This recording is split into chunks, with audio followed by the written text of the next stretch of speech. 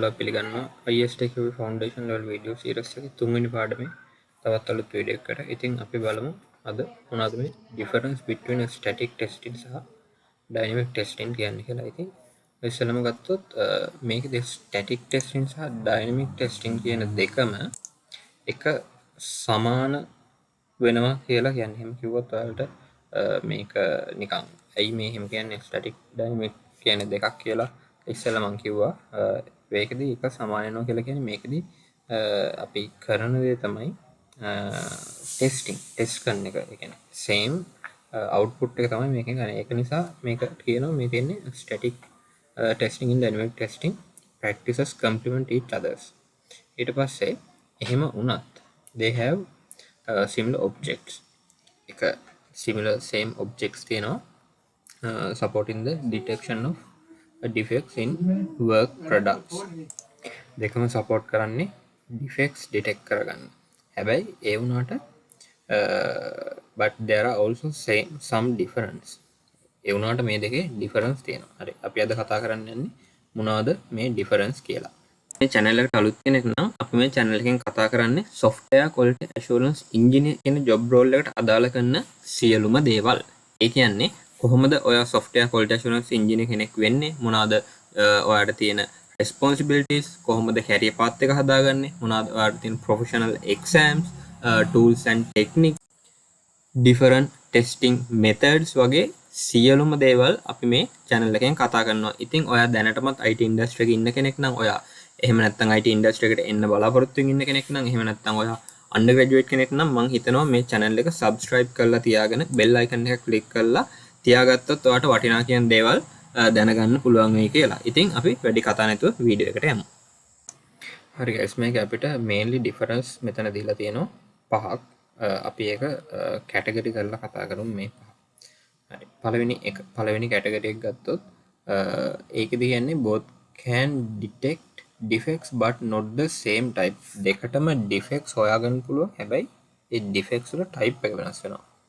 හරි. අපි බලුවොත් static testing වලදී අපිට හොයාගන්න පුළුවන් ඉන්න මම ඔයාලට ලේසි වෙන්න නෝට් එකක් හදාගත්ත නෝට් එකක් ෂෙයා කරන්න. එතකොට ඔයාලට මේක ලේසි. හරි. දැන් අපි බලමු static testing වලදී අපි හොයාගන්නේ find defects directly in the requirements designer code without executing. මේකෙදි අපි කතා කරන both can detect defects but not in the same type. එකම type එක නෙමෙයි. එතකොට static testing වලදී හොයාගන්න ඕක type එක තමයි before executing the code directly අපිට හම්බෙන්නේ requirements, ඊට පස්සේ designs වලදී ඊට පස්සේ code without execute කරන්න කලින් තියෙන code එක. හැබැයි dynamic testing වලදී ගත්තොත් find failures during execution. මේක execution එකේදී විතරමයි bugs හොයාගන්න පුළුවන් dynamic testing වලදී. එහෙම නැතුව අපිට හොයාගන්න බෑ dynamic testing වලදී. එහෙම හොයාගත්තට පස්සේ අපිට trace back කරන්න පුළුවන් ඒ defect එක කොහින්ද මොකද්ද අපිට කොතනින්ද මේක හම්බුනේ කියලා. ඊට පස්සේ උදාහරණ විදිහට ගත්තොත් static testing වලදී spot in the missing requirement in a document එක මොකක් හරි miss වුණ requirement එකක් තියෙනවා නම් ඒක බලන්න පුළුවන්. හරිද? ඊට පස්සේ dynamic testing වලදී ගත්තොත් අපි program එක run කරනකොට අපිට මොකක් හරි crash වෙන තැනක් හම්බ වෙනවා. හරිද? ඒ crash වෙන තැන හම්බුනාට පස්සේ තමයි අපි discover කරන්නේ මෙතන ප්‍රශ්නයක් තියෙනවා කියලා. එතකොට අනිවාර්යෙන් code එක execute කරන්න ඕනේ. එහෙම හොයාගන්න static testing සහ dynamic testing වලදී. හරි. එතකොට ඔයාලට තේරෙනවා මේකේ defects detect කරගන්නවා. හැබැයි not the same type. එකම type එකේ නෙමෙයි. හරි. ඊළඟ එක බලමු. ඊළඟ එක ගත්තොත් අපිට එන ඊළඟ category එක තමයි how defects are detected. කොහොමද defects detect කරගන්නේ? static testing වලදී immediately අපිට defects හොයාගන්න පුළුවන්. හරිද? ඒ කියන්නේ අපි බලනවා documents, ඊට පස්සේ codes, ඊට පස්සේ අපේ designs ඒ වගේ දේවල් බලලා අපිට problem එක immediate හොයාගන්න පුළුවන්. මොකද ඒකෙදි deeply යන්න දෙයක් නෑ, අපිට පේනවා. හැබැයි dynamic testing වලදී indirect විදිහට තමයි අපි defects detect කරගන්නේ. ඒ කියන්නේ අපිට ඉස්සෙල්ලම මේ software එක run කරන්න වෙනවා. හරිද? run කරාට පස්සේ මොකක් හරි අවුලක් තියෙනවා නම් මේක fail වෙනවා. හරි ෆෙල් වුණාට පස්සේ ඔන්න අපිට ෆිගර් අවුට් කරගන්න පුළුවන් ඇයි මේක ෆෙල් වුනේ. ඊට පස්සේ තමයි අපිට බග් එකක් හරි මොකක් හරි තියෙනවා නම් ඩිෆෙක්ට් එකක් තියෙනවා නම් මෙන්න මේක උන හින්දා තමයි මේක ෆෙල් වුනේ ආයෙ හින්දා තමයි ඩිෆෙක්ට් එකක් තියෙන්නේ. අන්න එහෙම හොයාගන්න පුළුවන්. හැබැයි ස්ටැටික් ටෙස්ටිං වලදී කෙලින්ම අපිට මෙතන ප්‍රශ්නයක් තියෙනවා කියලා අපිට කෙලින්ම හොයාගන්න පුළුවන්. හරි ඊළඟ කැටගරි එක. ඊළඟ කැටගරි එක බැලුවොත් වෙන්නේ detecting hard to reach paths. ඒ කියන්නේ අපිට reach කරන්න අමාරු paths වලදී කොහොමද static testing සහ dynamic testing වල තියෙන වෙනස. static testing ගත්තොත් අපිට really execute වෙන code path වල ඒ කියන්නේ අපිට ගොඩාක් use වෙන්නේ නැති කට්ටියට touch වෙන්නේ නැති code path වල අපිට bugs හොයාගන්න පුළුවන් static testing වලින්.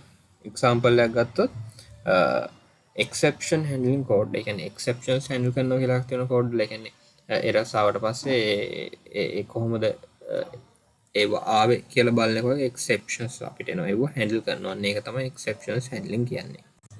තවත් සරලව කිව්වොත් exception handling කියන්නේ අපි program එක run කරනකොට unexpected errors එනවා. එතකොට මේ unexpected errors manage කරගන්න එක තමයි exception handling කියලා කියන්නේ. ඒ වගේම අපි execution කරනකොට අපිට unexpected errors එනවා. ඒව handle කරන ඊට පස්සේ normal execution flow එක break වෙන errors එනවා. ඒව handle කරන්න ඕන. ඒව තමයි exception handling කියන්නේ. ඊට පස්සේ handle කරලා ඒවා prevent කරගන්න ඕන system එක crash වෙන්නේ නැති විදිහට. මේක තමයි normally exception handling කියලා කියන්නේ. හරිද? එතකොට මේ exception handling වලදී අපිට මේ static testing කියන එක අවශ්‍ය වෙන්නේ really execute code paths අඳුරගන්න. ඊට පස්සේ dynamic testing වලදී මේකේ තියෙන වෙනස තමයි අපි test case එකක් ලිව්වේ නැත්නම් සමහර විට කවදාවත් ඒ test ඒ හා ඒ තියෙන පැත්තෙන් ඒ parts වලින් ඒ paths වලින් ඒ වගේ තැන් වලින් specific test case එකක් නැත්නම් අපිට errors හම්බෙන්නේ නැති වෙන්න පුළුවන් ගොඩක් දුරට. dynamic testing එකක් නම් අපි run කරන්නේ. එතකොට hard to reach paths කියන එකේදී static testing වලදී අපිට really executed code paths වල තියෙන bugs errors අඳුර ගන්න පුළුවන් ඉක්මනට. හැබැයි dynamic testing වලදී එහෙම අඳුර ගන්න බෑ. සමහර විට ඒ code path එකේ test case එකක් ලියලා නැත්නම් කවදාවත් ඒ පැත්තේ තියෙන error එකක් අඳුර ගන්න බැරි වෙන්න පුළුවන්. හරි ඊළඟ category එක ගත්තොත් applicable to work products. work product එකට කොහොමද applicable වෙන්නේ කියලා. හරි මෙතනදී අපිට apply කරන්න පුළුවන් විදිය තමයි බලන්නේ. එතකොට apply කරන්න පුළුවන් විදියෙන් බලද්දී static testing apply කරන්න පුළුවන් අපිට non executable items වලදී. කියන්නේ execute කරන්න බැරි item වලදී. අපි ඉස්සෙල්ලා කතා කරා වගේ before executing the code that we call as a static testing. So ඉතින් මෙතන static testing works or non executable items. ඒ කියන්නේ requirements documentation ඊට පස්සේ designs diagrams ඊට පස්සේ source code වගේ වදී අපිට මේක use කරන්න පුළුවන්. ඒ වගේම dynamic testing applicable වෙන්නේ work product එකට අනිවාර්යයෙන්ම execute කරන්න ඕනේ. එතකොට needed executable software execute කරන වෙලාවට තමයි අපිට මේක හම්බෙන්නේ. ඉතින් එතකොට compiled ඊට පස්සේ running systems ඔන්න ඔය වගේ ඒ වගේ තමයි අපිට ඕනේ. මොකද අනිවාර්යයෙන්ම සිස්ටම් එක රන් කරන්න බෑ මේකෙදි ඇප්ලිකබල් වෙන්නේ නම් අන්න ඒක එතන වැදගත් වෙනවා. හරි ඊළඟ එක ගත්තොත් ඒ කැටගරි එක තමයි quality characteristics කොහොමද apply වෙන්නේ static testing සහ dynamic testing වලදී. එතකොට static testing වලදී quality characteristics ගත්තොත් measures aspects not related to executions. ඒ කියන්නේ executions වලට අදාළ කරන ඒ කියන්නේ executions වලට අදාළ කරන aspects නෙමෙයි quality characteristics වලින් quality characteristics කියලා අඳුරගන්න static testing වලදී. එතකොට මේකේ දැන් බලන quality characteristics තමයි maintainability. කොහොමද static testing වලදී static testing use කරලා බලන්නේ maintainability කොහොමද, ඊට පස්සේ readability කොහොමද මේකේ, ඊට පස්සේ මේකේ standards cover වෙනවද, ඊපස්සේ compliances cover වෙනවද, ඒ වගේ දේවල් තමයි quality characteristics measure කරනකොට ස්ටැටික් ටෙස්ටිං වලදී අපි යූස් කරන්නේ සහ බලන්නේ. පස්සේ ඩයිනමික් ටෙස්ටිං වලදී අපි මෙෂර් කරන කැරක්ටරිස්ටික්ස් තමයි එක්සිකියුෂන් එකට අදාළ ගන්න කැරක්ටරිස්ටික්ස්. මොකද අනිවාර්යයෙන්ම ඩයිනමික් ටෙස්ටිං කියන්නේ එක්සිකියුට් කරාට පස්සේ කෝඩ් එක එක්සිකියුට් කරාට පස්සේ. එතකොට මේකෙදී අපි බලන්නේ ස්පීඩ් එක තියෙනවද, ඊට පස්සේ මේක එෆිෂියන්සිද, අපිට අවශ්‍ය කරන වැඩ අවශ්‍ය කරන දේවල් දීලා අවම වෙලාවකින් කරගන්න පුළුවන්. ඊට පස්සේ මේක රිලයබල්ද මේ සිස්ටම් එක. ඒ වගේ දේවල් බලන්න පුළුවන් මේ quality characteristics කියන එකෙන්. හරි, මම හිතනවා මේක තේරුණා කියලා. තේරුණ නැත්නම් මොන ප්‍රශ්නයක් තියෙනවා නම් කමෙන්ට් එකක් දාන්න. ඊට පස්සේ අන්තිමේදීම අපි බැලුවොත් ස්ටැටික් ටෙස්ටිං කියලා කියන්නේ review and analyze before running. අපි ඉස්සෙල්ලත් කතා කරා review and analyze before running. මේක important part එක තමයි before running. ඊට dynamic testing ගත්තත් ඉන්නේ run and observe behaviors. මේකදී කරන්නේ run කරාට පස්සේ තමයි behaviors observe කරන්නේ. එතකොට මේකදී run කිරීම compulsory අත්‍යවශ්‍ය මේකක් වෙනවා. හරි guys, අපි ඊළඟට බලමු ඊළඟ part එක විදිහට මොන වගේ ඩිෆෙක්ට්ස්ද ස්ටැටික් ටෙස්ටිං යූස් කරලා ලේසියෙන් හොයාගන්න පුළුවන් කියලා. මේකදී අපිට ඩිෆෙක්ට්ස් වර්ග තියෙනවා 7ක් වගේ. එතකොට මේකේ පළවෙනි එක ගත්තොත් requirement issues අපිට ලේසියෙන් හොයාගන්න පුළුවන් ස්ටැටික් ටෙස්ටිං යූස් කරලා. එතකොට requirement issues හොයාගන්න නම් මේ වගේ inconsistencies තිබ්බ තැන්, ඊට පස්සේ ambiguities, ඊට පස්සේ contradictions, omissions, inaccuracies, duplications අන්න ඒ වගේ තැන් බලන්න පුළුවන්. එතකොට මේකෙදී inconsistencies කියන්නේ මොකක්ද කියලා බැලුවොත්, inconsistencies කියන්නේ සමහර තැන් agree වෙන්නේ නැත්තම්, මේක තියෙන requirement එකේ තියෙන සමහර තැන් agree වෙන්නේ නැත්තම් ඒ වගේ තැනකදී අපිට static testing use කරන්න පුළුවන්. ඊට පස්සේ ambiguities කියලා කියන්නේ මොකක් හරි requirement එකක් interrupt වෙනවා නම් more than one way, කියන්නේ එක way එකට, ඒ කියන්නේ ways ගොඩක් තියෙනවා නම්, ඒ කියන්නේ උදාහරණයක් විදිහට ගත්තොත් system එකක් fast වෙන්න ඕන කියලා අපිට requirement එකක් තියෙනවා. හැබැයි අපිට හොයාගන්න ඕන කොහොමද ඒක fast වෙන්න ඕන, ඒ කියන්නේ මොන වගේ දේවල් කරලාද, මොන වගේ තැන්වලදීද, කොහොමද ඒක fast වෙන. අන්න ඒ වගේ දේවල් තමයි ambiguities කියන්නේ. ඒ කියන්නේ requirement that can be interrupted in one or in more than one way. එකක් කරන්න යනකොට තව ප්‍රශ්නයක් එනවා. ඒ වගේ තැන් අපිට මේ static testing use කරලා හොයාගන්න පුළුවන්. ඊට පස්සේ contradictions කියලා කියන්නේ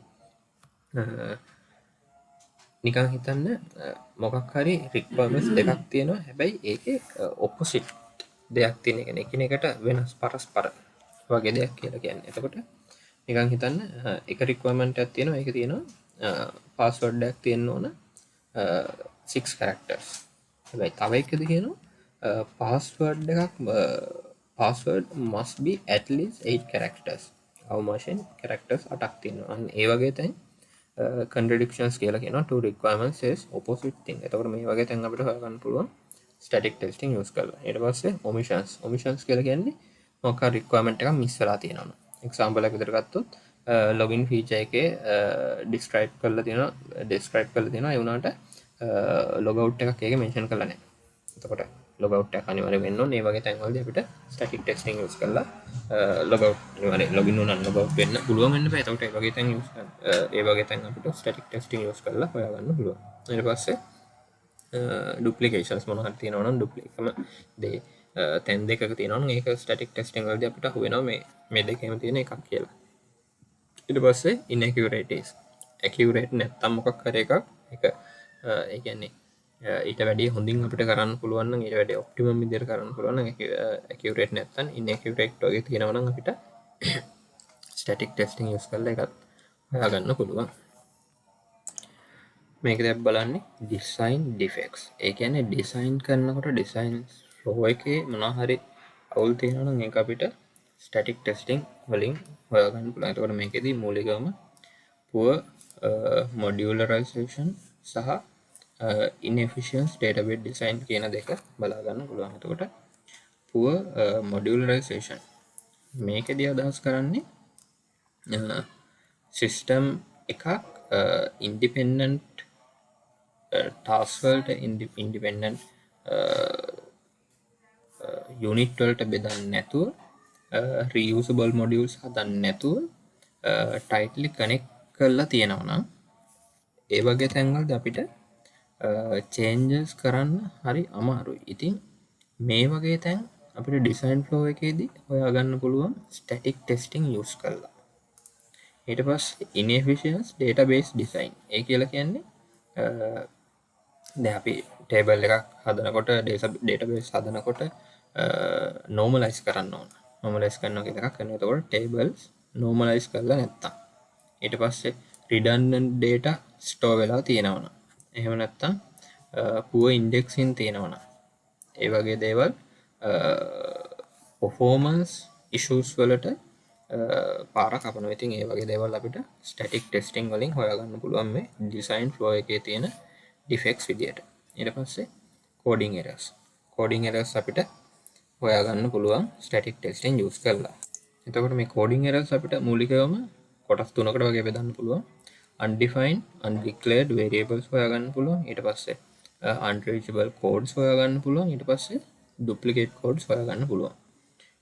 මේකෙදි පළවෙනි එක බැලුවොත් undefined undeclared variables.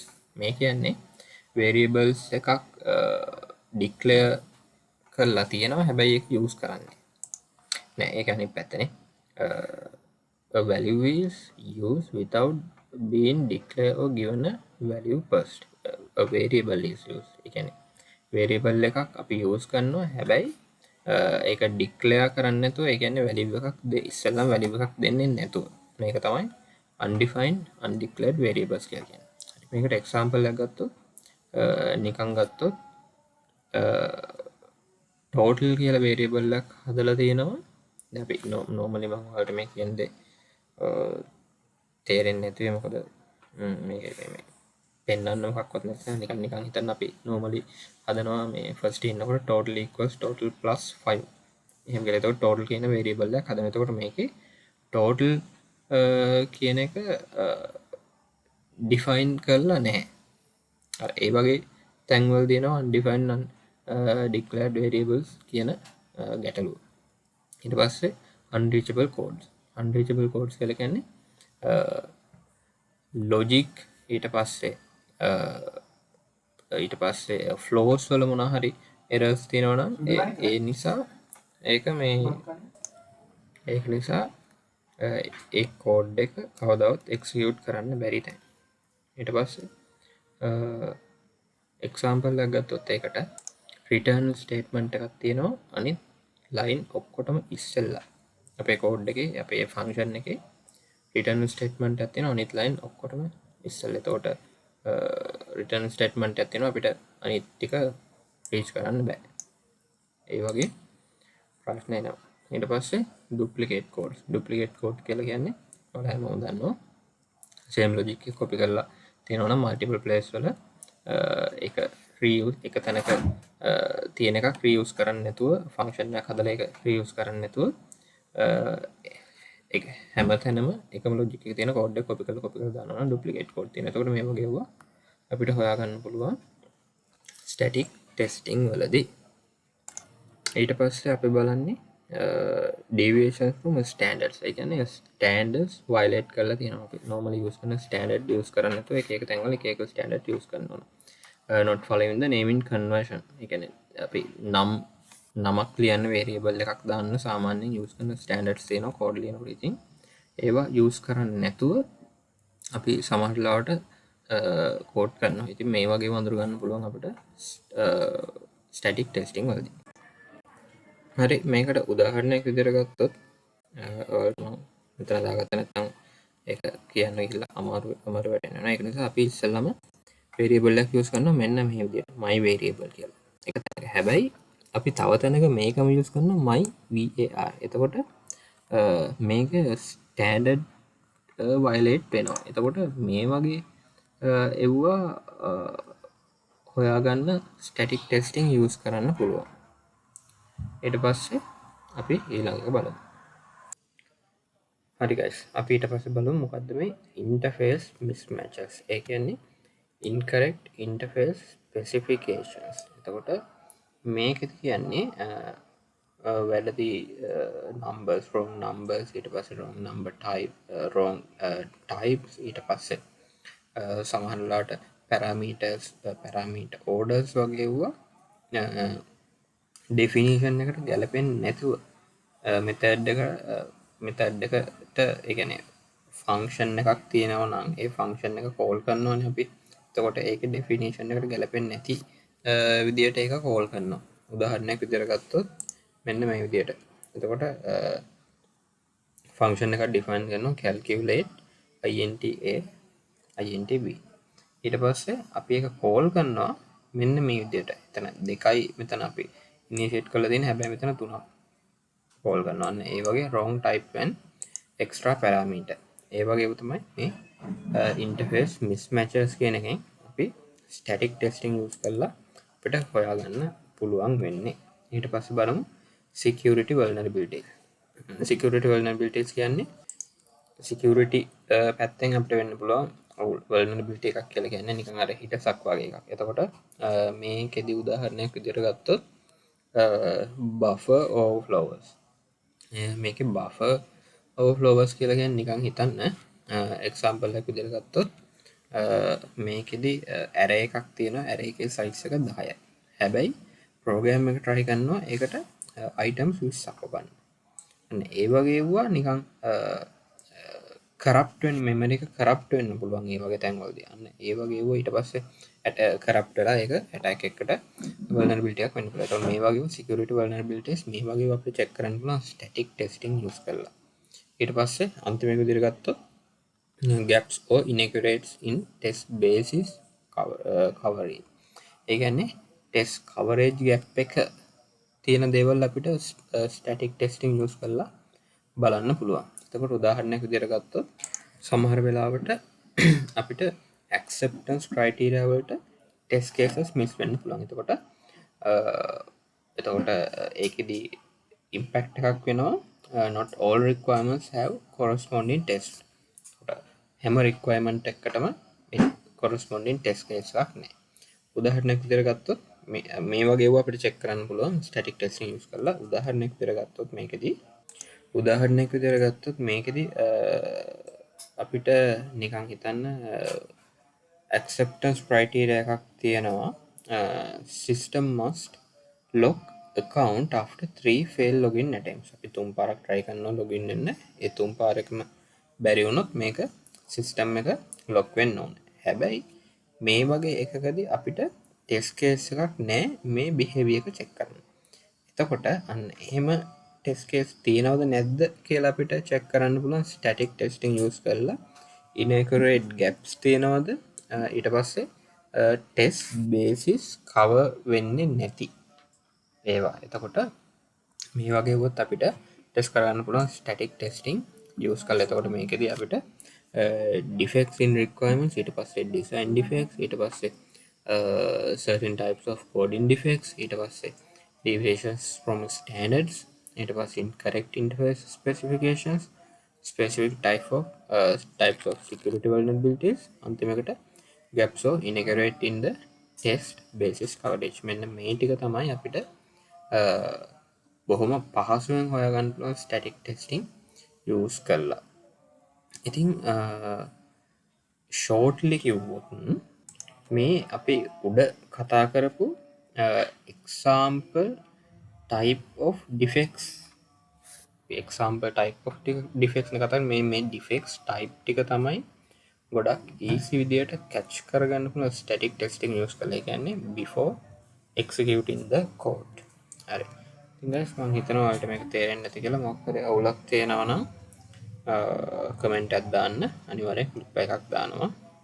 ඉතින් අපි ඊළඟ වීඩියෝ එකෙන් හම්බ වෙනවා feedbacks and review process එක මොකක්ද කියලා.